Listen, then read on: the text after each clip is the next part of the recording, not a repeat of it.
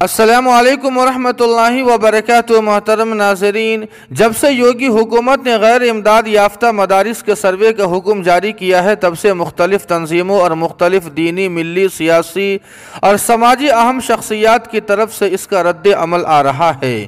وہیں آپ کو بتلا دیں کہ رکن شورا و سابق محتمم دارالعلوم دیوبند حضرت مولانا غلام محمد وسطانوی صاحب، بانی و محتمم جامعہ اسلامیہ اشاعت العلوم عقل کوہ کے جانشین اور جامعہ عقل کوہ کے ناظم تعلیمات حضرت مولانا حذیفہ صاحب وسطانوی دامت برکاتہم نے موجودہ حکومت سے چند سوالات کیے ہیں، جن کا جاننا ہر مسلمان کے لیے اور خصوصاً تمام ارباب مدارس کے لیے بہت ہی ضروری اور اہم ہے، تاکہ آپ یہی سوالات بروقت گودی میڈیا کے اینکرز اور موجودہ حکومت کے ذمہ داروں سے کر سکے۔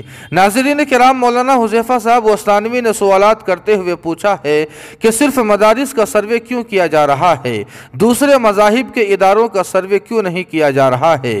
کیا دستور میں ہر مذہب والوں کو اپنے مذہب کی تعلیم کا بنیادی حق نہیں دیا گیا؟ جب دیا گیا ہے تو اس طرح اہل مدارس کو ہراساں کیوں کیا جا رہا ہے؟ اس سروے کے پیچھے کیا مقاصد کار فرما ہے؟